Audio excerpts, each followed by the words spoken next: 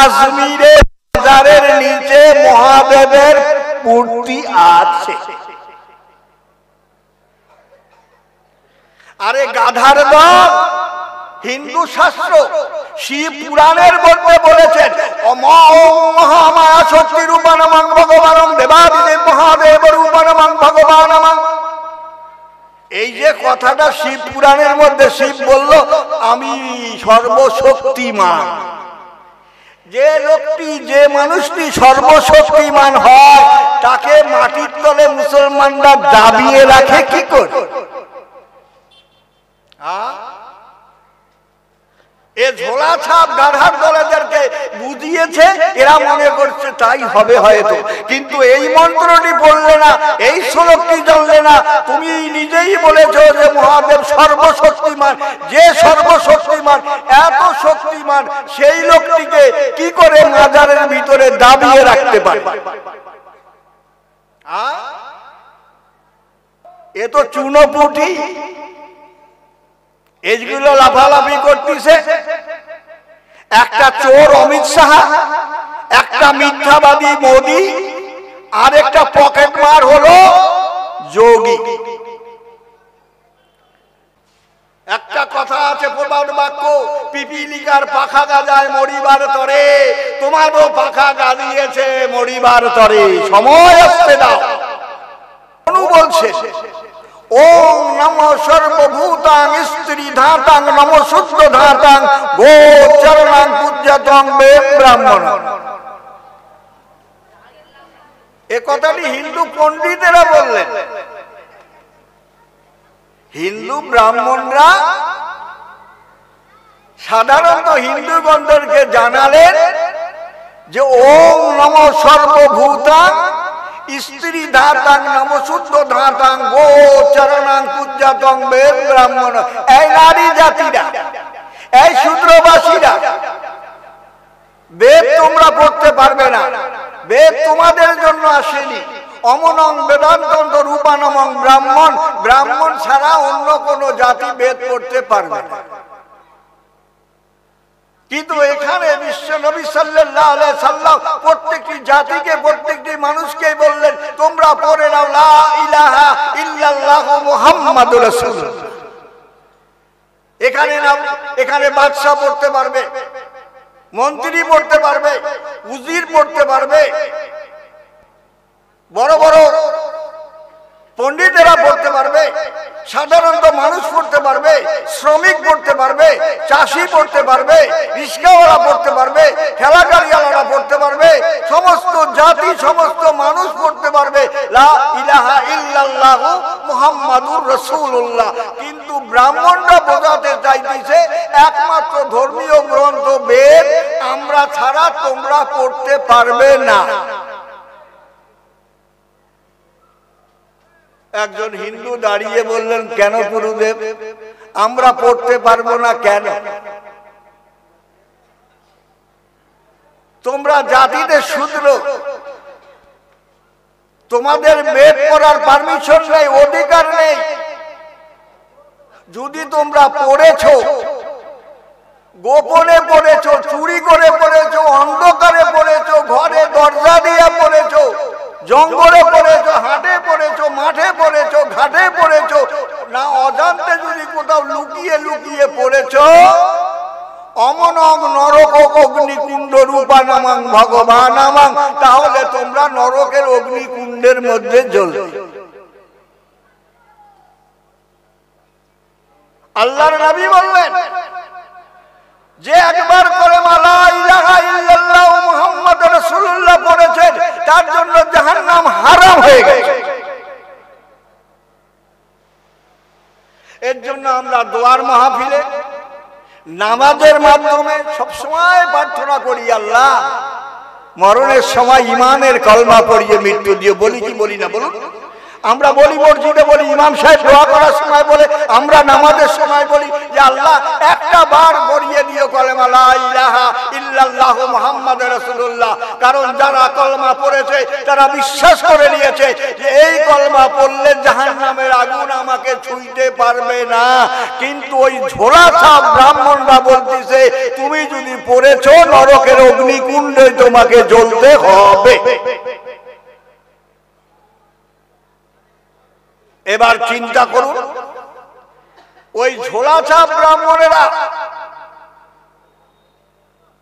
হিন্দু সম্প্রদায়দেরকে চিরজীবন পায়ের তলায় রেখেছে, আগেও রেখেছে, এখনো রাখছে, ভবিষ্যতেও রাখবে। আপনাকে জানতে হবে ধর্ম। যদি না জানেন চিরজীবন আপনি ব্রাহ্মণের কথা শুনবেন কেন? আপনার জানার অধিকার আছে। আপনি শুনে নিলেন অমনং ব্রাহ্মণং সেবায় নমঃ দানমং দক্ষিণামং ওং পূজ্য রূপানমং স্বর্গস্বরামানং।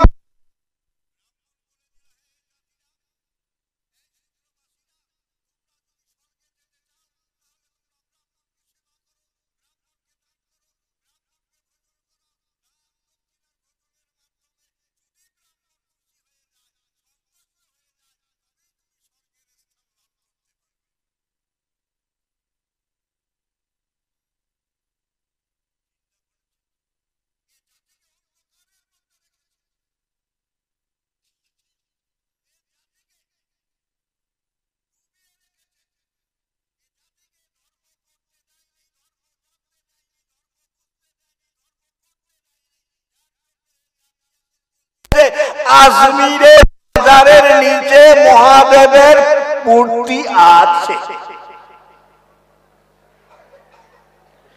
আরে গাধার দল, হিন্দু শাস্ত্র শিব পুরাণের মধ্যে বলেছেন মহামায়া শক্তি রূপানমং ভগবানং দেবাদিদেব মহাদেব রূপানমং ভগবানমং। এই যে কথাটা শিব পুরাণের মধ্যে শিব বলল আমি সর্বশক্তিমান। যে লোকটি, যে মানুষটি সর্বশক্তিমান হয় তাকে মাটির তলে মুসলমানরা দাবিয়ে রাখে কি করে? এ ঝোলা ছাপ গাধার দলেদেরকে বুঝিয়েছে, এরা মনে করছে তাই হবে হয়তো। কিন্তু এই মন্ত্রটি বললে না, এই শ্লোকটি জানলে না। তুমি নিজেই বলেছো যে মহাদেব সর্বশক্তিমান। যে সর্বশক্তিমান, এত শক্তিমান, সেই লোকটিকে কি করে মাজারের ভিতরে দাবিয়ে রাখতে পারে?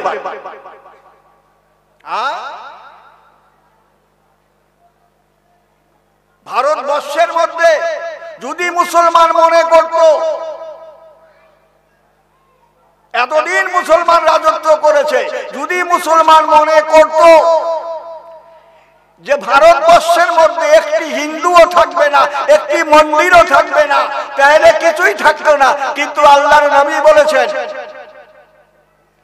আমার সাহাবারা, সংখ্যালঘু হিন্দুরা, খ্রিস্টানরাও, অন্যান্য জাতিরা তোমাদের কাছে আমানত। যদি তোমরা আমানতকে খেয়ানত করেছো, তাদের উপর অত্যাচার করেছো, জুলুম করেছো, শক্তির বলে, ক্ষমতার বলে, টাকার বলে, ধনের বলে, জনলোকের বলে, পাওয়ারের বলে, তাহলে জেনে রেখে দিও কাল কিয়ামতের ময়দানে আমি সংখ্যালঘুদের হয়ে তোমাদের বিরুদ্ধে আল্লাহর দরবারে বিচার দেব। বিশ্বনবীর থিওরি। আজ দুদিন তুমি পাওয়ার পেয়েছো, বলেছো মুসলমানদের অস্তিত্ব রাখবো না। মুসলমান দেখেছো কোথায়? পিতৃরাজ খাজা গরিবে নওয়াজ যে জায়গার মধ্যে বসেছিল, ওই জায়গায় পিতৃরাজের উট বসবেন বলে রাজার লোকজনেরা এসে বলল, ফকির বাবা উঠো। क्यों? यहाँ हमारा राजा का ऊँट बैठता है। फकीर बाबा बोलते बैठो। खाजा गरीबे नवाज सेखान থেকে উঠে চলে গেলেন, উট বসে গেল। সন্ধ্যার সময় যখন উটগুলো ফিরিয়ে নিয়ে যেতে চাইছে পিতৃরাজের লোক লস্করেরা, তখন উট আর উঠছে না, মারছে, পেটাচ্ছে। উট নড়ছেও না, চড়ছেও না। যে খাজার একটি দুয়ার বিনিময়ে পিতৃরাজের সমস্ত উটগুলো সেখানে বসে পড়েছে, সেই খাজা গরিবে নওয়াজের মাজার সম্পর্কে তুমি বাজে মন্তব্য করেছো, বলেছো ওখানে মহাদেব আছে। তাহলে তোমাদের দেবতার কি ক্ষমতা থাকলো আমাকে বোঝাতে পারবে কি?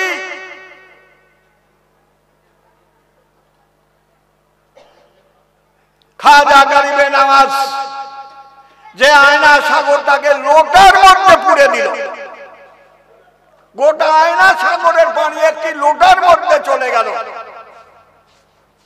একটা কথা আছে প্রবাদ বাক্য, পিপিলিকার পাখা গাজায় মরিবার তরে, তোমারও পাখা গাজিয়েছে মরিবার তরে, সময় আসতে দাও। তার আগে আমরা মুসলমান, আমাদেরকে ভালো হতে হবে, আমাদেরকে সচেত হতে হবে, আমাদেরকে সতর্ক হতে হবে, আমাদেরকে দিনদার হতে হবে, আমাদেরকে ইমানদার হতে হবে। এই যে মসজিদে যান নামাজ পড়তে, কেন? নামাজ তো আপনার জন্য নয়, কিন্তু ফালতু যান সেখানে মসজিদে। আল্লাহ তো কোরআনের মধ্যে বললেন নামাজ তো মোমেনের জন্য, আপনি আমি তো মোমেন না। আমাদের মধ্যে সুদখোর, ঘুষখোর, জেনাখোর, ব্যভিচারী, দালালি, এ থেকে শুরু করে এইগুলো দোষগুলো আমাদের মধ্যে আছে, কিন্তু আল্লাহ তো বললেন মুমিনের জন্য নামাজ।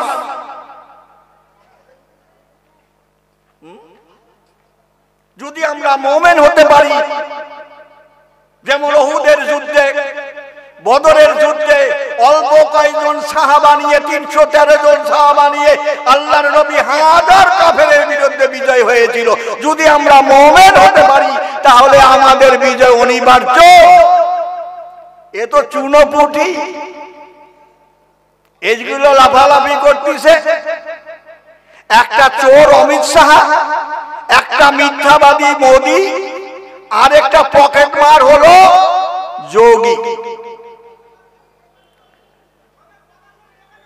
এই কয়টা ভারতটাকে শেষ করে দিতে চাইছে, আর চাইছে মুসলমানদের অস্তিত্ব গুলো নষ্ট করে দিতে। আরে গাধার দল, ইসলামের ইতিহাস নিয়ে দেখো, তোমার থেকে বড় বড় পণ্ডিত ছিল, নমরুদ ছিল, ফিরাউন ছিল, কারণ ছিল, হামান ছিল, সাদ্দাত ছিল, আবু জেহেল ছিল, উতবা ছিল, সাহেবা ছিল, বড় বড় পণ্ডিত ছিল ইসলামকে ধূলিসাৎ করে দেওয়ার জন্য। ধূলিসাৎ করতে এসে তারা নিজেরাই ধূলিসাৎ হয়ে গেছে। তোমরা তো তার জায়গায় চুনোপুটি, তোমাদের অস্তিত্ব খুঁজে পাওয়া যাবে না। এখনো সময় আছে, ভালো করে শুনে নাও, লা ইলাহা ইল্লাল্লাহু মুহাম্মাদুর রাসূলুল্লাহ, এটাকে যদি মানতে পারো তবেই তোমার জিন্দেগির শান্তি আসবে। আর এটা যদি তুমি ভুলে যাও, শান্তি থাকার কোনো রাস্তাই নেই। এই কলমার জন্যই, এই কলেমার জন্য সাহাবা আজমাইনরা জান আর মালকে কোরবান করে দিয়েছেন। হযরত আবু বকর সিদ্দিক, ওমর ফারুক রাদিয়াল্লাহু তাআলা আনহু, ওসমান গনি রাদিয়াল্লাহু তাআলা আনহু, এই সমস্ত গাররা গাররা সাহাবারা, খালিদ বিন ওয়ালিদের মতো সাহাবারা, আবু হুরায়রার মতো সাহাবারা, বড় বড় সাহাবারা এই কলমার মানে তারা বুঝতে পেরেছেন, কিন্তু আমরা বুঝতে পারিনি। আমার তো নামাজের দরকার নেই, আমার তো রোজার দরকার নেই, আমার তো হজের দরকার নেই, আমার তো যাকাতের দরকার নেই, এগুলো তো আমার দরকার নেই। দরকার হলো লা ইলাহা ইল্লাল্লাহু মুহাম্মাদুর রাসূলুল্লাহ। যখন এটা আপনার ভিতরে এসে যাবে, অটোমেটিক নামাজ, রোজা, হজ, যাকাত এসে যাবে। এত লাফালাফি কিসের জন্য? নামাজের জন্য, রোজার জন্য। আগে কালেমা যখন আমার অন্তরের মধ্যে ঢুকে যাবে, যে কলমাকে ঢুকিয়ে ফেলেছে তার নামাজ কাজাই হতে পারে না, রোজা কাজাই হতে পারে না। ধনী থাকলে হজের প্রশ্নই আসে না, যাকাতের প্রশ্নই আসে না।